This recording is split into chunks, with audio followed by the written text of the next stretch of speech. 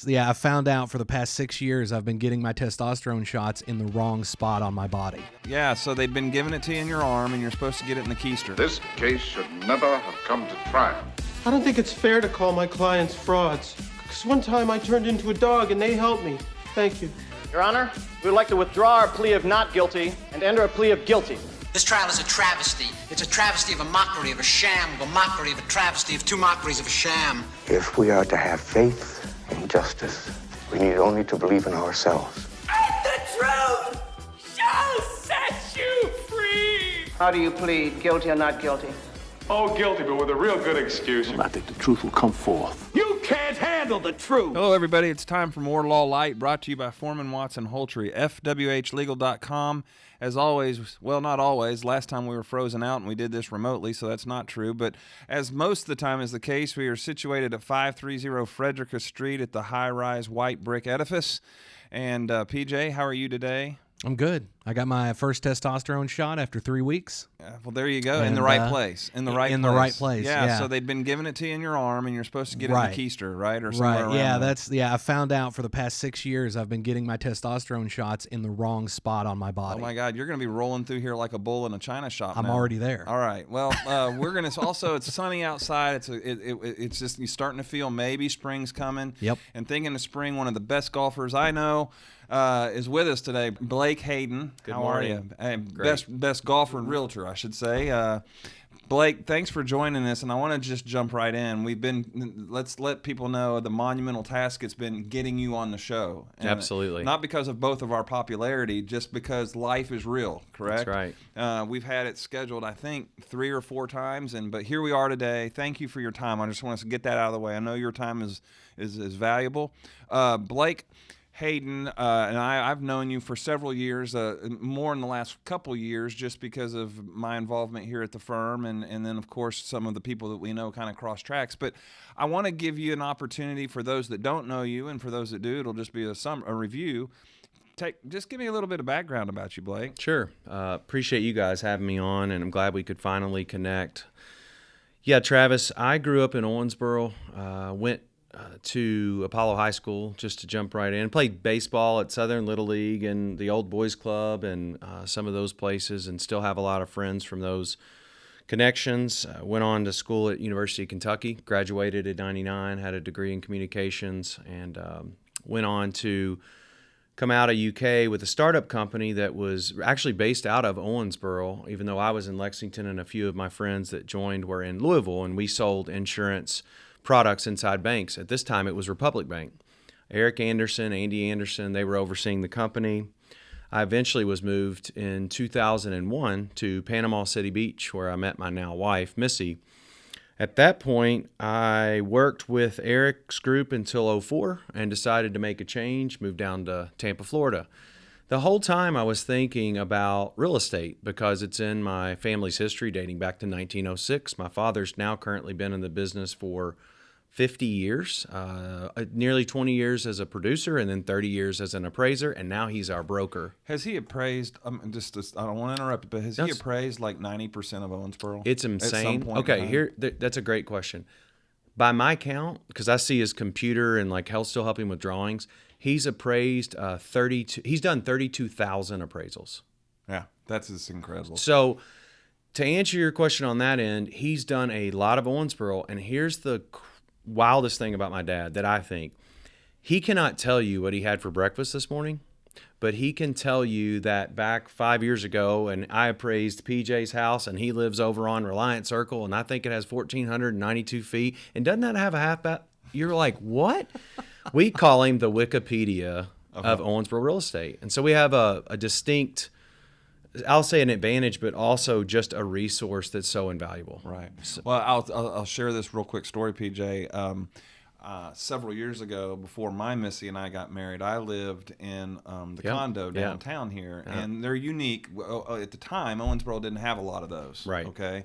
And so I was looking at financing it, buying it, and so at the time, Scott Jago owned it. Yes. And so we're trying to get it appraised, and so your dad comes in and he meets me. This is the first time I had met your father. Yes. And so and I can tell you why he's good at what he does and why he remembers it. He is deliberate, and it was very conversational. We sat down, had a cup of coffee in my kitchen, and sat there and talked about the place. And he, it wasn't like he was just in and out with a pad of paper and doing his job. He made me trust that, hey, it was just there was nothing about it that was nerve-wracking to me. I felt like the guy, he was genuinely there working, to get to the bottom of what this condo was appraised at. That was the first time, and it was a great experience. And he, and I think that's probably why he's done 32,000 appraisals or 300. What'd you say? 32,000. 32,000 in 30 years. He told me about that day. I remember it. He came back and he said, "Do you know Travis Holtry?" I said, "Yeah, I know of him. Met him a time or two." He said, "Man, he's a good guy. I went down there. It's a tricky appraisal, but that was 7 years ago or something." It's like I remember that as it was yesterday. So with my father's experience, when I came, we were down in Tampa, and I was like, I feel like I should be getting into real estate, but I just don't know where to fit in. Is it with new home sales? And I stayed in insurance, and I just didn't have a passion for it. And just like PJ has a passion for multimedia and creating movies, and you do obviously with anything from podcast to golf to law, that's where we're going to excel if we have certain talents. So finally, we moved back after the Great Recession, and it was Missy's idea. Believe it or not, we were in Tampa one day, and she had flown back to Owensboro for one of my cousin's wedding showers or something, and she said, we were struggling, and she said, I think we need to move back to Owensboro. And I said, well, that's a terrible idea, because I'm sitting here still staring at the water at Tampa, on the bay, broke and miserable. And I said, yeah, we're not going to do that. Just table that idea. She goes, no, really. The people, when I come back here, it was in April, the sun's coming out again. And I just feel like that would be, what else are we going to do, Blake? We're in a tough spot here. Her job had dried up because she was in real estate. Right. She was with the new home sales, and we all forget so quickly that it was just less than 12 years ago when the markets were just struggling, especially on the coast where everything had flown up in value and then just taken a nosedive. So I said, yeah, table it, come back. She came back, and then we found out she was pregnant with now our daughter Stella. At that point, it started to reveal itself to us that we needed to make a move. She's from Chattanooga, so we considered it briefly. But ultimately, with my father's position here as an appraiser, we did decide that we would come back here, and I would work with him under Carol Hayden Appraisals.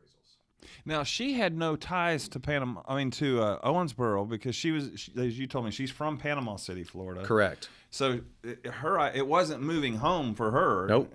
But for you, this idea is going home, Yeah, and here's another thing. So when she grew up in Panama City, so think about, especially in the 90s in Panama City, it was wild. Right. And she's like, yeah, I don't want to raise kids there. I want to visit, and I don't want to go back to Chattanooga where we have to start over. So her idea here was, I love the people, I love your family, and we do have an opportunity. And I'll tell you guys right now, and we still talk about this, I didn't see it. And also remember that in 2010, Owensboro was a much different place. Smothers Park it wasn't even built yet. It was not down there. 54 was not even half of what it was. You didn't have Gateway Commons. You didn't even have Cheddar's. It just was Owensboro as I knew it. And I loved it growing up, but I never thought I wanted to come back. So what I decided to do was come back, have a discussion with my father, and he welcomed me, as my mother did, and our family back here. And it wasn't 5 minutes the first day I was working with him, and I was like, this is not good.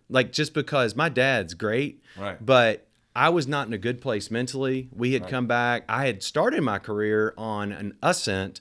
I had come back to Owensboro feeling like I'd failed. And that's hard to say right now, but it's the truth. Yeah. So at that point, I would have been 33.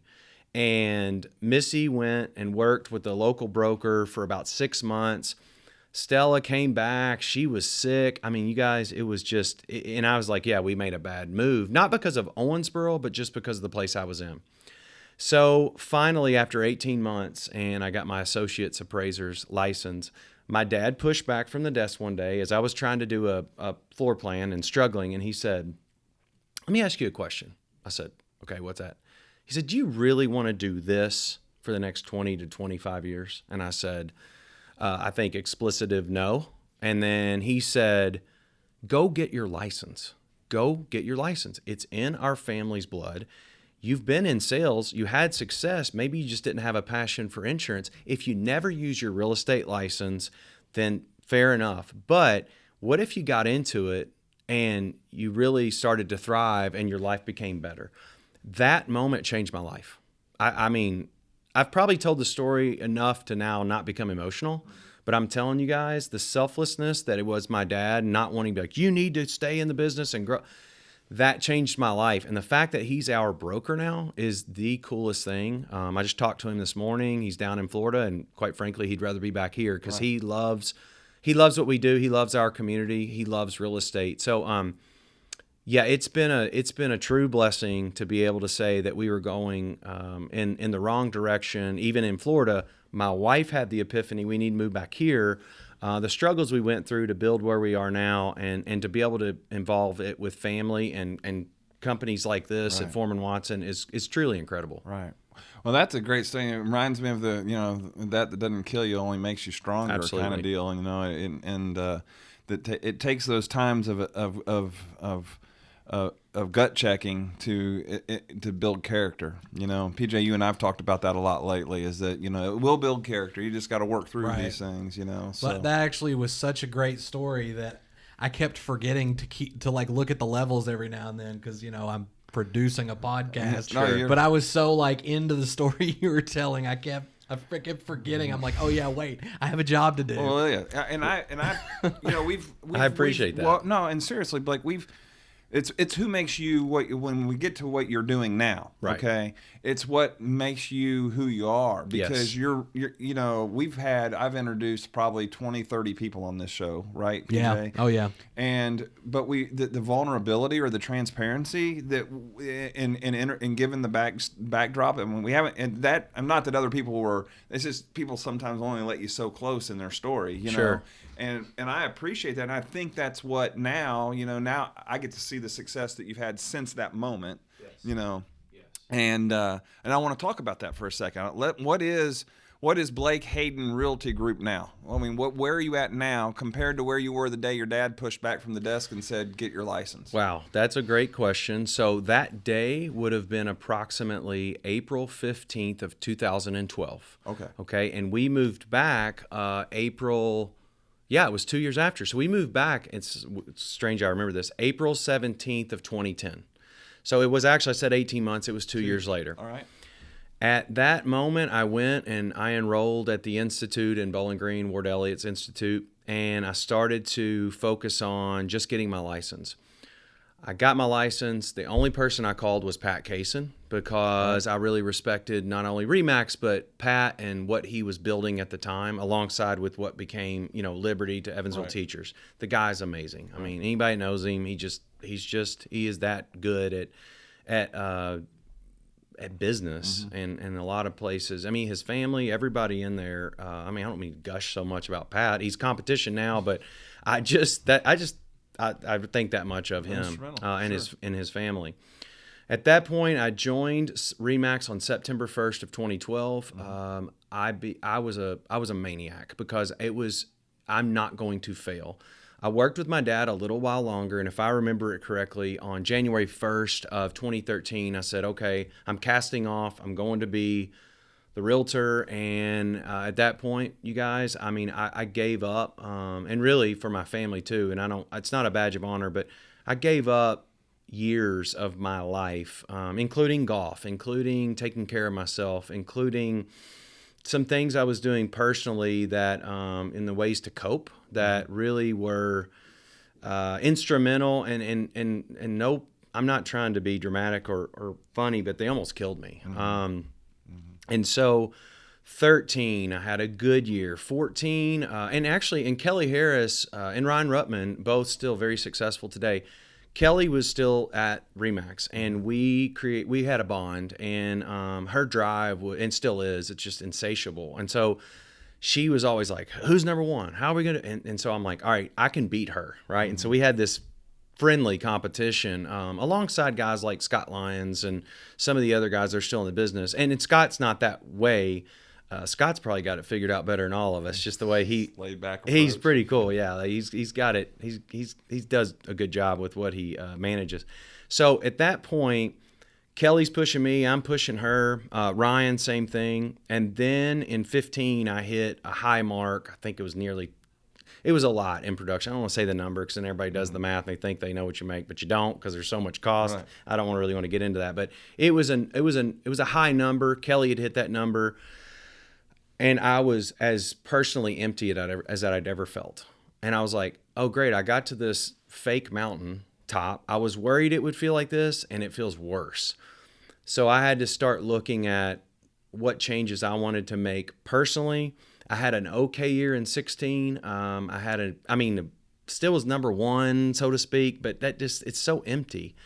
My son was born in 13, so then I'm trying to manage a second child. Missy was trying to find her way. She had left Thompson Homes. She didn't, of course, want to be my assistant. I mean, she's a Type A Taurus, so Good luck getting those. I'm telling you. I mean, get a Type A OCD Gemini and try to combine that with the Type A Taurus. Dude, yeah, she's at our office today, but it was challenging. Didn't have an assistant, man. I was running, 80, 90 hours a week, selling a lot, having a nice living, but it was empty inside. Had a really tough year in 18 personally, and then was able through a lot of family support and friends, of course, and looking to things greater than myself to be able to lift myself out of there. And when I came back from that in 19, I decided I needed some help in the relation to I need a team. I can't do this alone, and it's lonely. And I think Kelly saw the same thing. I know Ryan's gone to a team concept. So this business, you think you can get over on it, it'll eat you up and spit you out. So it had done that to me, and I decided to bring on a few people, one of which who's had an amazing year last year, Joe Doherty. Pulled him away from another brokerage. Sydney Wilson, who was our babysitter, but was really looking for a job because she at the time was 21, now she's 24. And Missy is just quasi, where am I going to fit in? And at the time, my dad wasn't the broker because I was still at RE/MAX. So that was 19, and then as I guess luck would have it, and it was tough to leave Pat. And but February 1st of 2020, we decided to create the Blake Hayden Group. I'll stop there. So you had a 1 year anniversary. Yeah, I was going to say. So then we just had our 1 year anniversary, and we had a good year, and it felt like sink or swim, and you got to go find your own space and create your logo, and then still sell, and where do I fit in this whole thing, and what does it all mean? It was. But isn't that exciting? It is. It's like because now you feel like there's this personal investment into something. Yeah. Beyond just the sale part of it, that's how I am. As the managing partner here, 50% of my time is practicing law. Yes, and 50% of my time is working with my staff, getting to know them, and helping their families, and then doing the marketing part of it, and then being in the community, and I think that if it's way longer than this show can be today. This episode can be, but. I was in the same position after working with Charlie Moore for 7 years. The day in, day out grind of practicing law, and I was empty, Yes. And I was ascending the ladder of success on the outside, right? But I was overweight. I was stressed. My health wasn't good, And what it took for me was to have this personal investment for families and things like that into my practice, right? And so I get that. Interesting parallel. I get that. Well, I want to ask you, anybody that you'd have to be blind to drive around Owensboro and not see the purple and green signs. I mean, they're everywhere. The approach that you've taken, a team approach, yes, right? But what do you hold out to be some of those, I guess, values that you're looking at now differently than you have at other points? What are some of the things, hey, what's Blake Hayden Group about? I mean, what is it that's allowing you now to do this differently? Value. as I mentioned earlier, my great-great-grandfather started one of the first real estate companies down where the Masonic Building is in 1906. And so that was passed down. And then my father in the fourth generation, and not to skip over my great-grandfather, J.R. Laswell, and then that was 1930. And then 50 was my mother's father, and then Bob, and they were over here where on Frederica, right next to where Rose Realty is now. Right.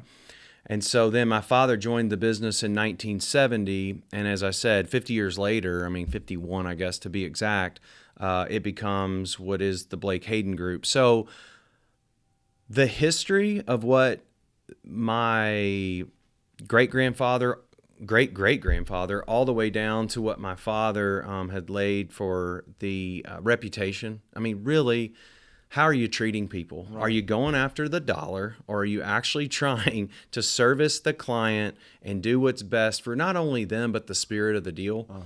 And I think the more entrenched we get in this business, just like with law, you start to realize that if I come to you today and I have an issue legally, it's not a game. No. And it's not just, how much you going to bill me and what are we going to do? And I want to sue them or whatever. Right. This is a real life issue. So when somebody's looking to sell their business, the building within, the home, or those type of things, they're looking for the following. They're looking for service. We are starved for service in today's society. We just are. When you get it, it's like a bonus. When somebody waits on you and then actually brings you your food and then brings back the check in a timely manner, you're like, oh man, that was great. Great experience. Yeah, wow. And the food was okay, but the service, I'll go back. Right. So the service aspect is big. The trust and experience factor, because I'm going to talk about, right before we came on the air, I told you we just brought on Devin Taylor, who has been 10 years plus in the business, multi-million-dollar producer. A top 10 type producer, and a great guy. And then we brought on Steve Turk Garvin, who is an Owensboro native that is a transaction coordinator only. So that gave us about 13 more years experience. Well, as luck would have it, we were sitting at 88 years experience between 6 people. You're over 100. 100. So what does that mean? It means between 8 people, if you walk into our brokerage today, you are going to be, because we're a family, we're not competing within and trying to, we're truly sharing. Hey, Joe, I think this would be a better fit because you're a West End guy and I just got a call and let me introduce you to. Hey, David Phelps, new producer. You were a teacher. This lady's a teacher. Oh, yeah, I know him or know her or whatever it is. I've got a younger person and it's like it's almost like a dating game, or a matchmaker is what I was trying to say. So ultimately, we are a brokerage that's built on trust, hard work, and experience. If you're putting $100,000, $500,000, $1 million property in somebody's hands, I would think, just like an attorney, I want that person to be a full-time, committed, and experienced agent and or realtor. And with Devin coming on board, he's so well versed, not only in just real estate in general, and PJ, Devin. Sounds like pretty well from earlier, and also just he's an ethical guy that's caring. I've worked deals with him. When he said he was interested in joining us, and I told him again this morning, I was just so humbled and thrilled to bring Turk on. Now we're going to be able to empower our agents to only do, and I'm actually going to get a poster made that says the following for the agents: network, prospect, sell. I don't want them thinking about paperwork. Because I want them to go out and take care of the client. Like if you've got a property to sell, don't be worrying about inputting something in MLS. Don't worry about if the pictures are uploaded. We're actually going to take care of everything within the office, and it'll cut into our margins, but it's going to be better for you and PJ and anybody else when we go to sell. There you go. And we've had that discussion this week here, is that I know that some of the moves that we're making as a firm will cut into the margins, money. But our clients will have an experience. And if you really want to be attentive to people's needs, you're going to have to make some of those sacrifices to do it the right way. So just a little bit, I think you told us before we came on, you have now 8 people. We do. That makes 8. Yeah, so I'll run down the list. Sydney Wilson is going to transition into a producer. She'll still help with so many things. I was thinking this morning again, I was like, all right, I don't want her to become too much of a producer selfishly, Right. but that's going to be her best life. Right. And she is really well received by everybody she comes in contact with. She has a giving nature and a soft approach, but she's bright. And I think she's being trained by not just me, but Joe and Missy and my father the best. It's a great fit. We, again, have Missy that will become a broker in probably, 30 to 60 days. She'll be a co-broker with my father, so that's 3. Myself is 4. Joe Doherty is strictly a producer. He's been in it 6 years, so that's 5. And then I mentioned Turk Garvin, who's going to be purely a transaction coordinator, 6. And David is 7, and then Devin. Yeah, Devin, 8. So we're talking to a couple of other producers. Right. But for now, we're starting to even outgrow where we are, and we're having to look ahead. But I do feel confident that we'll grow, but we're not going to grow for growth's sake. That's important. We're not. Right. We're not going to lose. I mean, if we stop at 8, I won't be like, man, we didn't get to where we wanted because I wanted 14 people. Actually, the less people, the better. But the higher the quality and the more that we can reach out to the community in any facet of real estate, whether it's leasing this building, selling that building, selling your home. And I don't need to be all things to all people, but we have put so many hours in individually and now collectively as a group. We truly can do any facet of real estate that somebody comes to us for. That reminded me, so thank you. The division of time right now, unless you don't want to disclose this to the public, but sure. Between your commercial deals versus residential. It's about 50-50. Okay. And I'll tell you what happened was I got away from, in those difficult years, I told you, Pat and I were growing the RE/MAX commercial side at I would say a rapid rate, because I think in like 15, 16, we decided to step on it. And when Pat and I worked together, we had success, and it was fun, and I learned so much from him and his contacts and our properties together. I was still doing a fair amount of residential, and I love it. I still love it to this day. But then I hit some point at, I don't remember what year, like 17, 18, and the thing about commercial is the signs are bigger. The banners are bigger. So guess what people see more of? They see commercial. Right. So I woke up one day in 19, and I remember Joe being Doherty with me. I can't remember where we were. We were at an appointment. And this person said to me, do you still even do residential? And I was like, oh, no. Like everything I've worked for. And then I heard it again and again. I heard it maybe a dozen times in 6 months. And it was somewhat demoralizing because I still was selling residential, but I was just not doing it at the clip at what I was doing commercial. So a public's perception is reality. And to try to turn that around was way more difficult than I thought. I thought it would be like turning the jet ski around in the Ohio. It's like turning around a barge.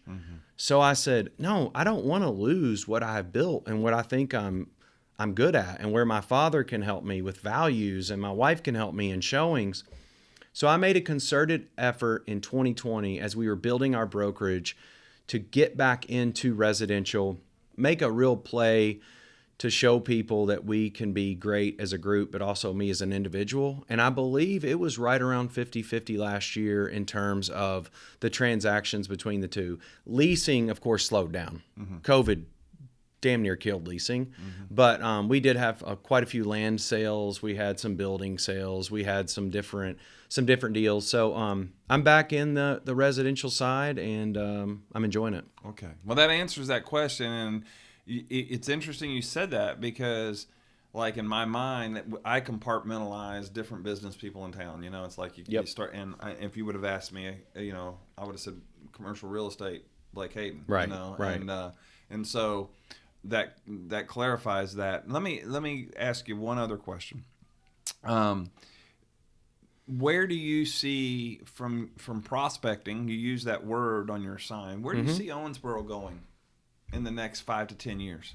I see it as I'm hearing some things, and I'm trying to think what I can disclose here and what I can't. But there are some really big things looking to come our way. And fortunately, I'm involved in these projects.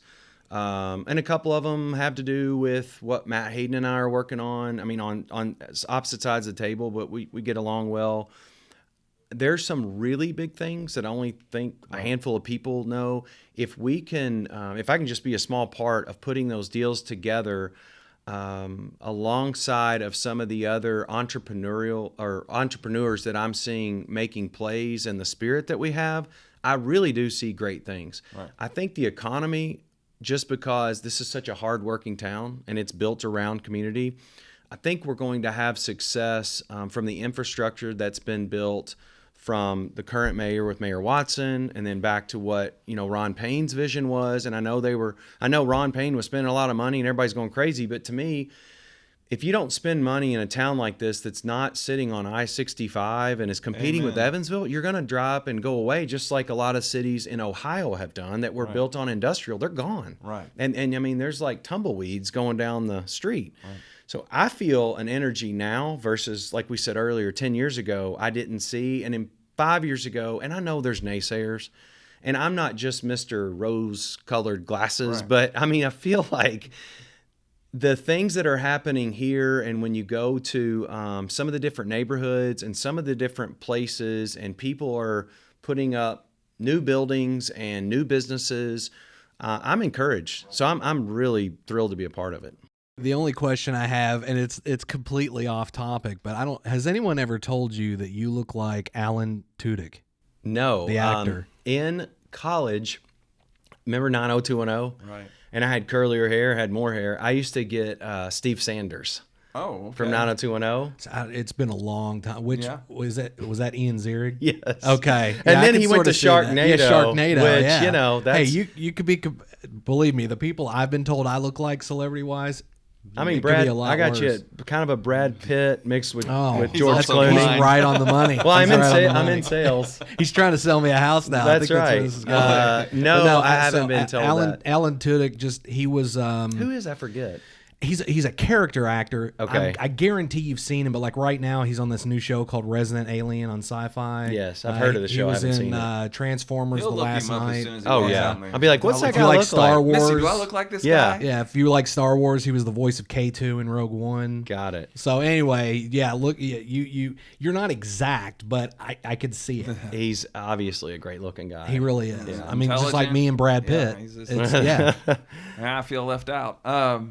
You're Luke Perry. Hey, the one thing that Blake Hayden and I have in common is we're both married to Missy's. Oh yeah, and your Missy is a Y and mine's an IE. That's right. But our worlds are controlled by a woman named Missy. Mine's 5'2" and full of spunk. And yes, so, and they know each other. And they do. When I bumped into your Missy the other day, she said, "Oh, tell Missy I said hi." Right. I really like. Yeah, you knew Missy before I married her. That's right. And yeah. So, so that's something we have in common. In addition to wanting to have a fresh look at the way to do business in this town. So, I'm glad you said that, because I'm still excited as we head into something new beyond, hopefully, this pandemic. Mm-hmm. And I think people are ready for personal contact. I mean, and not only that, but combine that with some service and hopefully something new that I was able to, hand deliver you some coffee this morning or something that we weren't even able to do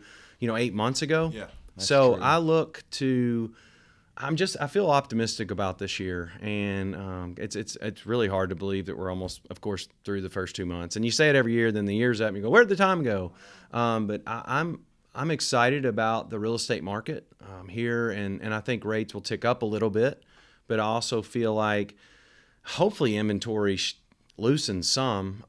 I heard of a couple houses selling yesterday, high price points, and I just couldn't believe it. But it speaks to the supply and demand. Right. So yeah, there's one thing. That's one thing I keep an eye on as a part of work here. I watch the number of houses that are on the market. We watch that a lot, and it's crazy how the inventory is so shrunk. So did you guys know? And I mentioned this the other day in a different setting, but as of right now, there are more licensed realtors than there are active residential listings in Davis County. Yes, I pointed that out to PJ about a month and a half ago, that if what I think is true, the number of licensed realtors in town. It's in the low 200s. Right. And then the number of houses that 150. were on the market. Right. So if it's you're not even close. If you're a realtor and you have 6 houses on the market, you're doing great. And nobody that I know of, as far as an individual, I mean, there's teams and then you've got 6 people, whatever, but I don't know of any individual realtor that has 6 listings active. Yeah. And so that's good. And then it's concerning.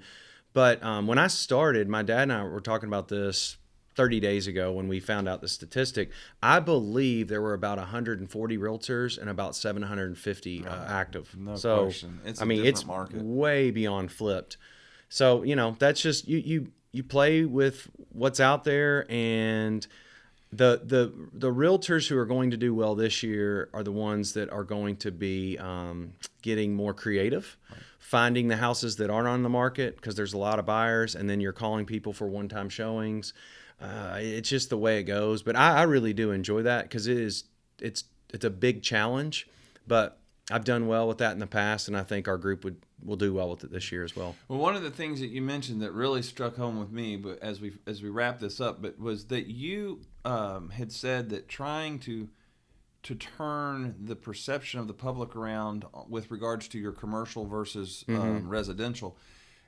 Jeff and Jim and I, when we joined up in 2011, we thought, within a year or two, the law firm side of this that I was being asked to manage we would be able to set out on the litigation world, the personal injury litigation, the catastrophic injury litigation, the business litigation, and we would be able to, when people heard the words Foreman Watson and with the Holtree on it, they would say, oh, that's the personal injury, that's the law firm. But we still, to this day, you'll run into people and say, yeah, I did my closing there. All you all do is closings down there, right? And yes, we do closings. We do a lot of closings. We do, but real estate is half of the firm. The other half of the firm is a litigation firm doing, and that perception, depending on what gets put out over the course of 2 or 3 months, you can start to see it, the nose of it going that direction again. And so it's a constant balance for us. I have a theory. This isn't earth-shattering by any means, but think of all the content with our phones, with our computers. I mean, TV is just, people watch TV, but it's just less. But all we're being fed all day is information, whether it's from Facebook, whether it's from, one of the Google apps, or it's, Drudge Report or whatever. And so I think that the message is harder to convey today, even though you have easier access to it, because our brains were not really built to be able to take in this much information. So if you're telling me time and time again that it's Foreman, Watson, Holtree, and say that I'm a school teacher and I'm not in real estate, I don't know that I'm ever really picking up on that message unless I'm doing business with you. Right. And you guys, and you do a great job with it.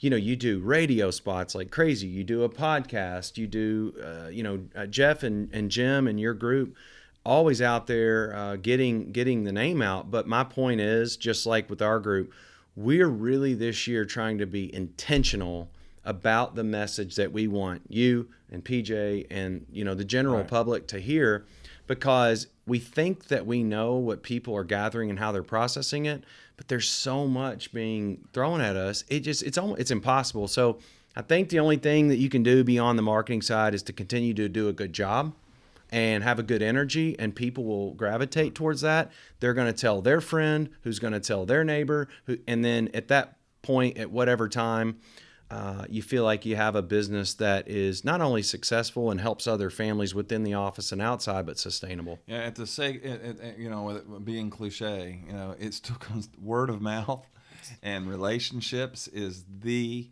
referral network is what we work off of. We do not pay for any Zillow leads, no Realtor.com leads. We all work in our office of word of mouth, sign calls. We do advertise, but we do not work a lead system, because I don't want to call somebody. And I've tried it. I'm not acting like we were above it. I mean, we tried it with Zillow, and it just didn't work. Right. And I just didn't like it. And so now we count on our past clients and relationships to call us again and again, and then we pass that amongst the group in the office. And it works well for us. And then you already have something warm or hot that you're dealing with. Well, this 40 minutes has flown by for me. It has. It felt like 10. And it's because, I love hearing people's stories. I love hearing about, this life. It's not perfect, man. And you're going to struggle. You're going to fight to keep the dream alive. And to hear things like, people like you come in and share, it means a lot. I appreciate your time again. Oh, yeah. It was and I appreciate what you're doing in our community, and I wish you the best of luck. All right. Thank you. Thanks for coming on. Thanks for both your time, and it's a great podcast you have here and a broadcast, and it was an honor to be a part of it. Well, thanks. We're trying. Yeah. Doing learning great. as we go. This has been Law Lite, brought to you by Foreman Watson Holtry, fwhlegal.com. You can find us all platforms of social media. And until next time, thank you. This case should never have come to trial. I don't think it's fair to call my clients frauds. Because one time I turned into a dog and they helped me. Thank you. Your Honor, we would like to withdraw our plea of not guilty and enter a plea of guilty. This trial is a travesty. It's a travesty of a mockery, of a sham, of a mockery, of a travesty, of two mockeries of a sham. If we are to have faith in justice, we need only to believe in ourselves. And the truth shall set you free! How do you plead, guilty or not guilty? Oh, guilty, but with a real good excuse. I think the truth will come forth. You can't handle the truth!